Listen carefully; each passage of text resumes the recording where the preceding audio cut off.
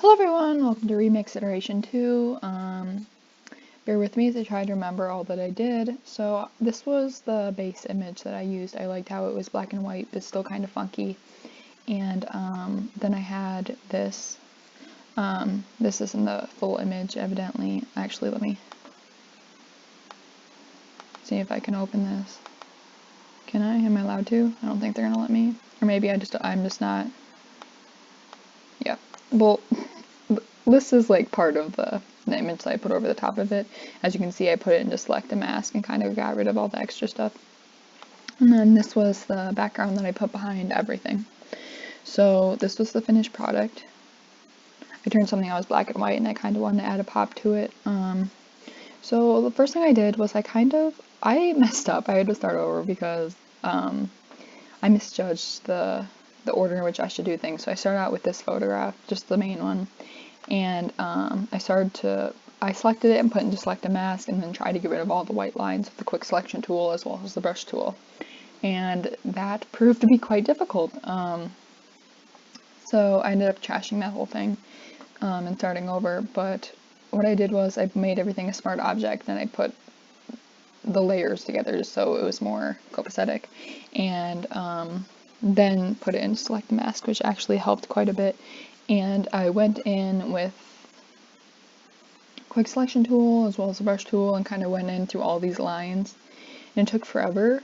So if there's a better way to do it, honestly don't tell me, because that means I wasted several hours of my life. But anyway, that's what I did. It took a really long time. That's what took the most time, and then making sure I didn't go over any part of her body. I know there's certain parts that were difficult because, let me find the little grabby.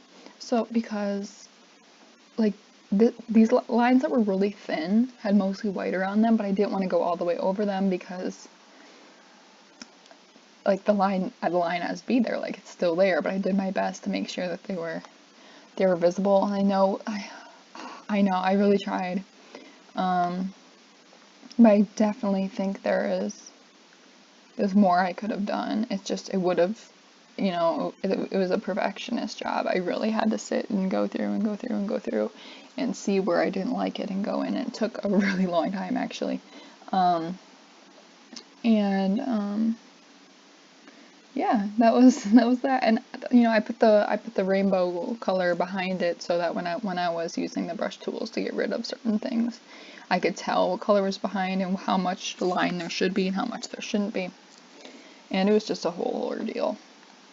But this is how it came out, and I think it's missing something. I really do, and I don't know what. I've looked up similar images that maybe I could put a clipping mask in, and I can't think of anything that would make the image better at this point, but perhaps I'll work on it further and then put it on my Spark page, so watch out for that. Anyway, so then I wanted to change the adjustment layers of the lines in the background here. So the background and then the original photo of the girl.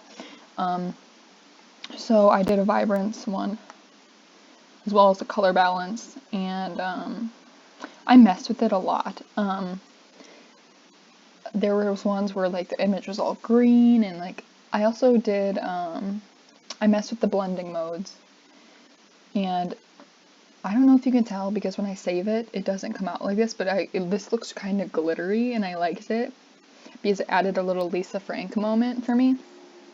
But when I save it, it doesn't turn out like I'm seeing on my screen. So if anyone has an answer to that, please let me know. That's what I did. And then I went and I clicked on the Live Colorfully layer, which was layer 2. And I messed with the blending mode with that as well. I realized that I wanted it to be more, I don't know, I wanted you to be able to read it. I wanted it to be like that. I also messed with the opacity with that as well. And that's also when I realized, I wanted people to read it. I want them to be able to see it well, and still be able to see like the outline of her nose here and her lips there. You can tell it's a human being sort of thing.